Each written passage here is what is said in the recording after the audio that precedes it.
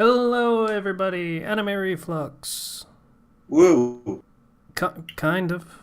Woo. It's kind of. Hmm. We have to show enthusiasticity.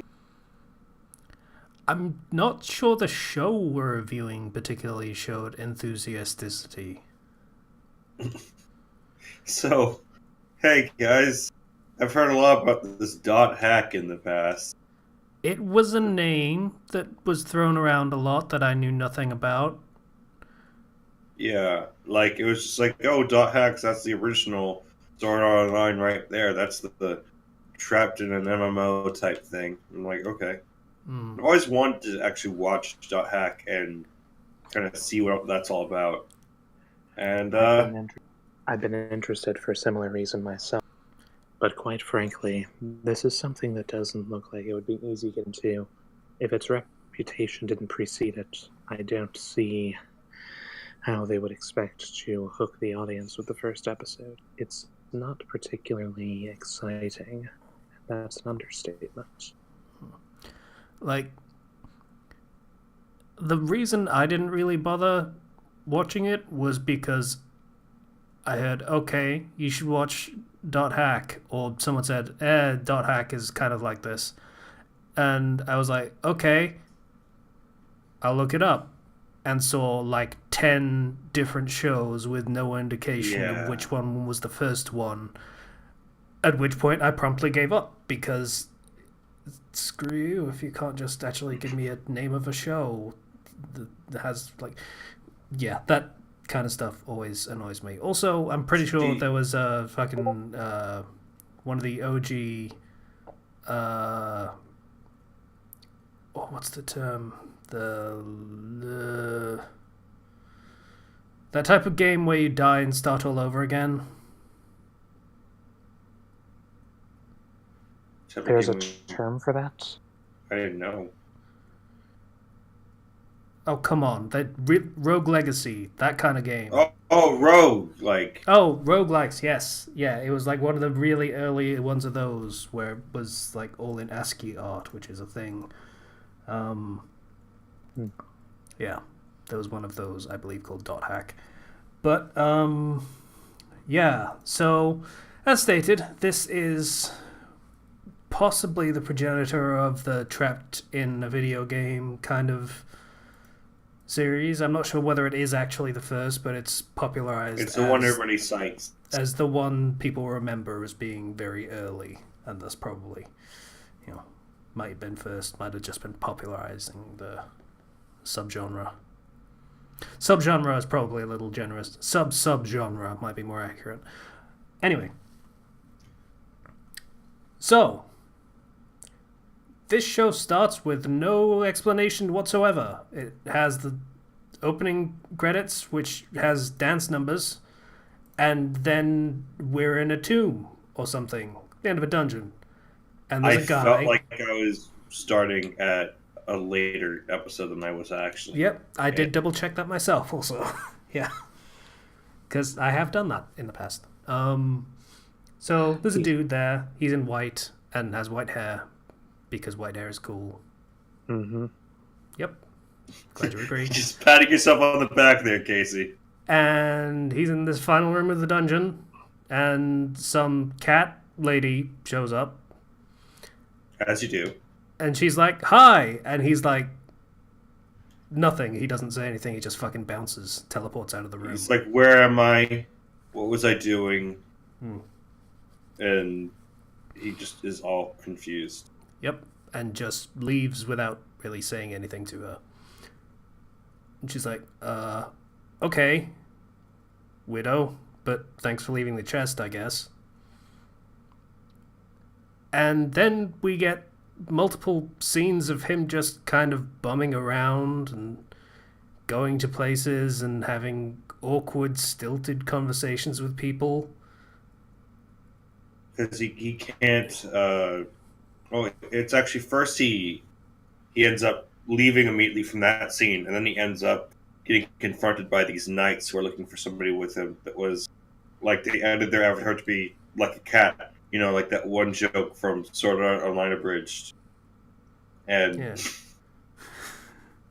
with the guy that's that one a account cat. where the cat is playing.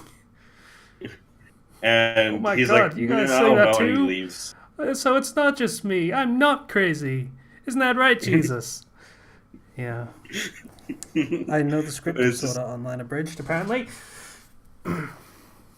but he leaves, and after being confronted by these people, just proceeds to go on and ends up, going on those awkward adventures because he can't log out, or he tries to log out and it doesn't work, so he just bums around for a bit, being a loner with the weird stuff. Yep. Catgirl shows up again. And she's like, "What's the deal?" And he's like, "I don't like you." And then he leaves again. Edgy. Yeah, I posited the theory before we started recording this that this character might be on the spectrum. I don't know whether that was a well-known thing when this show was created and came out, but I get that impression from this character. Like, just as a thing, very awkward and just absolutely ill-equipped for social interaction, let's call it. Yeah. So just kind of has very awkward conversations, says exactly what he's thinking to people to their face, and just is very confused when people get mad at him. And not in an anime way, to be clear about that. Like, there are hijinks versions of this kind of conversation. It's not that. It's played very straight. Yeah. So Go ahead. No, you go. I was going to keep going with the summary. So Yeah, keep going. okay. So he gets into another conversation with the cat girl, and he's like, "I can't log out," and she's like, "Huh? Wow, did you piss off the Crimson Knights? I want to say they were called." Yeah. And he's like, "I don't know. I can't remember. I don't remember anything." And she's like, "Well, if all else fails, you can just something your terminal." Reset your terminal. Sure. Yeah, that was probably it. And he freaks out because I'm not in front of a terminal. What happened? Yeah, he freaks out and tries to. He tells her directly, "Just leave me alone," and she gets mad at him because, yeah, that's super rude, and she's trying to help. And he's like, "Okay, please leave me alone." Yeah, it's super awkward.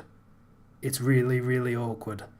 And then she hits him. Yeah, that happens. Yeah. And he cries a little. He's really. This is our main character. Yeah. He's not exactly endearing. Credit where it's due. Going for the socially awkward loner that plays video games all day handled it a hell of a lot better than Sword Art Online did. Yes, it did. This is true to fucking life. Yeah. So, credit where it's due. At the same time, maybe it's why Sword Art Online perhaps didn't go for this type of character. Was trying to though. It pretended to. Let's be real. Yeah. It paid lip service to the protagonist being this kind of character. Anyway, so he's freaking out and has a real hard time coming to terms with what exactly is going on. He remembers a chest, and he opened it, and then no idea. So he goes to another dungeon, and we get a scene of the Crimson Knights trying to find information about something that was stolen, I think. and bystander is like, yeah, cat features. Yeah. So, yeah. So protagonist goes into another dungeon, finds a chest, and opens it, and weird stuff happens. He's leaving again, gets confronted by one of the Crimson Knights. There's like, hey, cat-featured person, you know things, tell me things. And he's like, no. Basically. Yeah. In that particular tone. Fight scene with really, really basic sword fight scene. And protagonist gets his butt kicked. Gets knocked to the ground. And the Crimson Knight is about to take the finishing blow. And weird things come back again. There is a blob and it stabs the Crimson Knight through the fucking chest. Somehow. And then there's like, they make a protection pact. Protagonist and this blob thing. Well, he made somebody said, I will protect you when he got to that treasure chest. We don't know what exactly the deal with that is, but something is in the game wants to keep him alive. And look out for him. And then we cut to the real world, and there is a person on the floor, there are police present, and the headphones have been knocked off the head. Presumably this is our protagonist in the real world, and he is dead. Presumably. Could be somebody else who's, for some reason. So I thought I saw somebody. I thought I saw one of the figures wearing like a dress or something. So maybe that was his mom. Maybe his family just got murdered.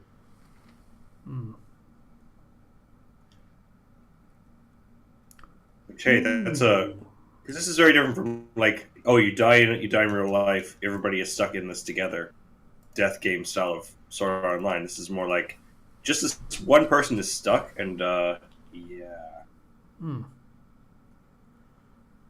might be dead, which is interesting. But yeah, I wish they would have opened with that a little bit more than what they did. It seems to be going for a slow burn in terms of exposition. Like, this is another one of those shows, and I got into an argument in the comments of one of our videos. Someone brought this point back up again. The 3-episode rule, where you're supposed to watch 3 episodes before giving up on a show. And, that particular debate was regarding the fact that we don't do that on this show. This is literally a first impressions based on the first episode, which people don't appreciate because the 3-episode rule is sacred and everyone must follow. No, fuck off. You think that animation studios make their animes with the 3-episode rule in mind? No. I don't think they do. I think some rely on it a little bit. Like, okay, the people that have time at this time slot will probably just watch this show. So we've got a couple weeks before they decide, okay, this really isn't worth my time, and do something else. Yeah. So it's probably not strictly, hey, let's follow the 3-episode rule. We have 3 episodes to hook our audience. No, I think it's more like, we have a little leeway, so let's... If we want to do a slow burn, we can do a slow burn and try and intrigue people in a different way by having very light exposition. And yeah, like, this would be something that would appeal to me if it was perhaps portrayed in a more interesting manner. Like, there is very little actual animation in this show. Yeah, it's a lot of people being still and talking, and then slight position change. The animation isn't that great. And still and talking. Like, there's a lot of that in anime. There's a lot of that. There's a lot of that in this show for an anime. Mm-hmm. Yeah. So, not a lot to latch onto. Not particularly great music. Not particularly great visuals. The story, there's something to it, but they don't really give you a lot to latch onto in the first episode. Mm-hmm. Yeah, it seems to be trying to generate intrigue rather than engagement so much. So I don't know. Yeah. Mm.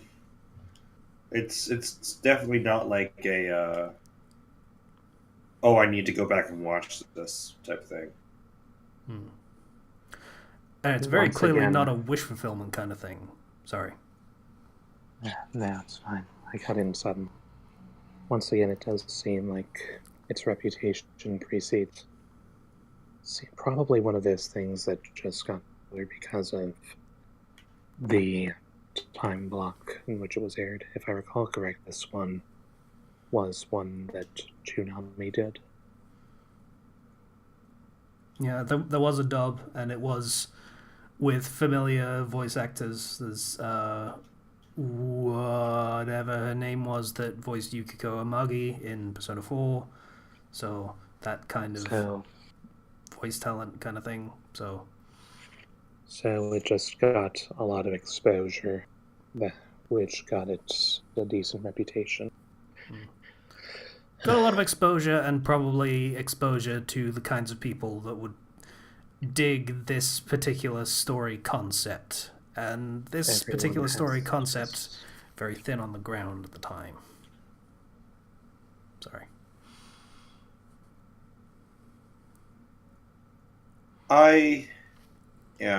This is just a case where it's like, if I was younger and if I'd seen this when this had first come out, I think I'd be a lot more interested than I am currently. Like, because this is, because the intrigue, the character that seems kind of cool, the world, I feel like that's something that would have appealed to me if I was younger and not already watched the shows that I've watched. Yeah, this is the downside of being a progenitor series again. Like Dragon Ball, where it feels very light on content and depth. Yeah, this is that kind of thing, where there's a lot of people that have done it since and gone into more depth of storytelling than this seems to be going for the time being. Like, weirdly enough, for things this reminds me of, Life on Mars probably is the thing that it reminds me most of. Yeah.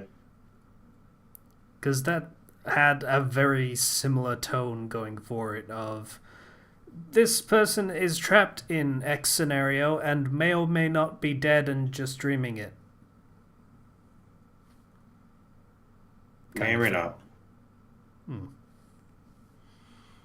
Yeah, I like that type of thing. So, like, honestly, the most interesting part about this is might be just freaking dead. And I'm like, okay, sure, show them what you can do with that. Like, because there's a commentary you can have on, life itself with that sort of thing. Of like, this may not be real life, but it doesn't still matter. Like, it's your life now. Like, what does that mean for you? Where is Queen when you need them? Yeah.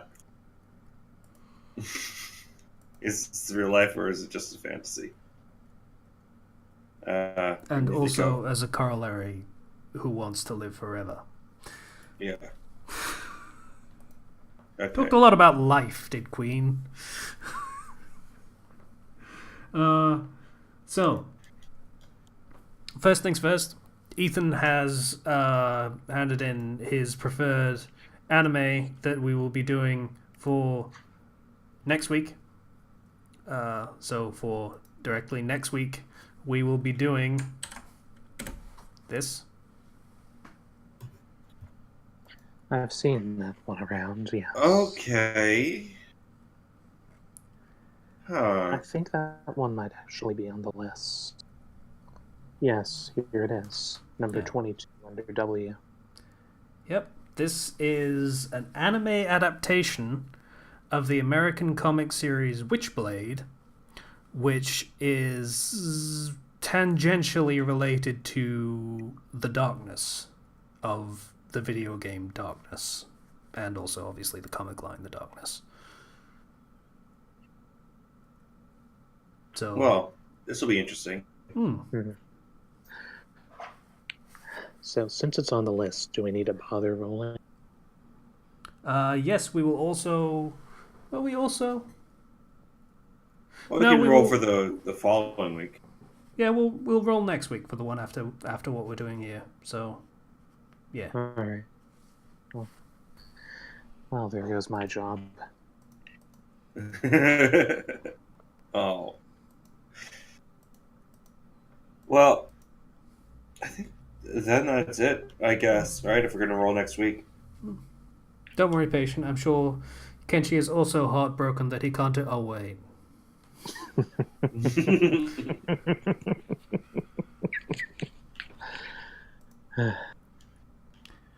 Okay, so next week we'll be doing Witchblade, the anime adaptation, which I'm curious about. There was apparently a TV show that I wanted to watch when I was younger, but did not. So I'll see what the Japanimation has to say about the. I don't even really know what the concept of this show is. I just know it by proxy. So we'll see how it goes. Witchblade next week.